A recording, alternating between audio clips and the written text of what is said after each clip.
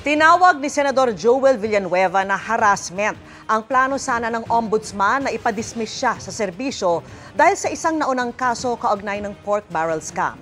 Sa huli, natuklasang isinuntabi na pala ang naunang desisyon ng dating ombudsman kaugnay niyan. At nakatutok si Salima Refran. Inanunsyo kanina ni Ombudsman Jesus Crispin Remulla na susulat siya sa Senado para hingin ang pagpapatupad ng kautusan noong 2016 ni Ombudsman Conchita Carpio Morales na dismissal from public service laban kay Senador Joel Villanueva. Kaugnay ito ng kasong administratibo ni Villanueva sa kanyang pagkakaugnay sa pork barrel scam noong siya'y Sibak Party List Representative pa, matapos mapunta sa umano'y peking NGO ni Janet Lim Napoles ang 10 milyong pisong PDAF o Priority Development Assistance Fund noon ni Villanueva.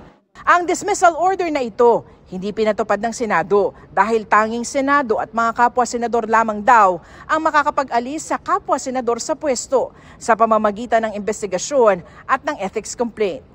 Pero matapos itong sabihin ni Remulla, si Villanueva may inilabas na imahe ng isang desisyon ng ombudsman kung saan nakalagay na wala raw probable cause at dismiss na raw ang kaso.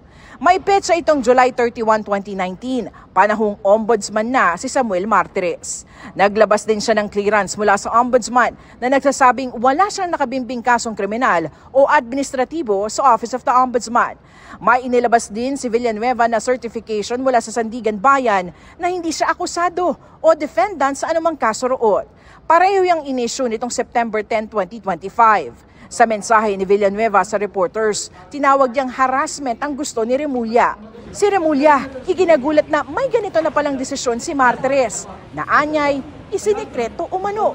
I was confronted with a decision signed by former Ombudsman Martires dated July 2019. Lumabas lang siya nung sinabi kong may gagawin ang Ombudsman tungkol dyan. It's a surprise secret decision. Well, nobody was raising that issue before.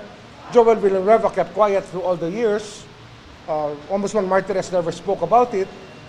Di ba? Parang secret decision siya. Alam niyo ba yon? Did you know about it? Nobody knows about it. Gate ni Remulla, hindi harassment ang kanyang ginawa. It's not harassment. It's something that everybody thinks to be still valid. That can turn out to be not valid anymore due to a secret decision. Dapat kasi, hindi naman na-publish yan, hindi yan nilabas. Nobody knew about it. Kahit na sa Senate mismo, hindi nila alam yan. Sa panayam ng Super Radio DZBB, kinumpirma ni Martires na may ganito siyang desisyon. Anyay 2018, pag-upo niya bilang ombudsman nang maghain si Villanueva ng motion for reconsideration laban sa desisyon ni dating ombudsman Morales.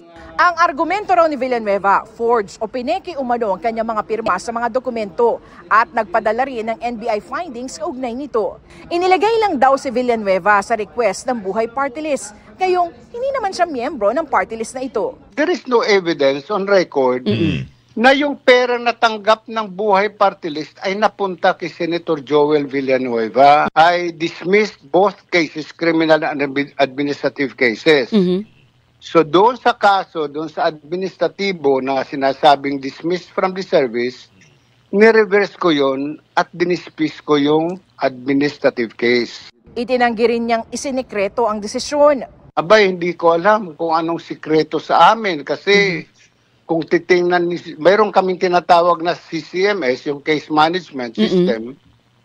Pag yung kaso ay nare-release, napupasok yan sa system eh.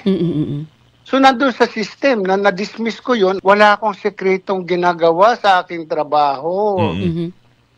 Lahat nakabuyang-yang. Sabi ni Remulla, inaaral nila ang desisyon na ito ni Martires. Pero dahil dito, hindi na siya susulat sa Senado. Nagbago na yung premises natin. I think that it's something that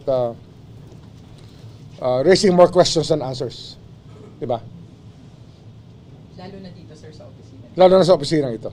Para sa GMA Integrated News, Salima Refran, nakatutok, 24 oras.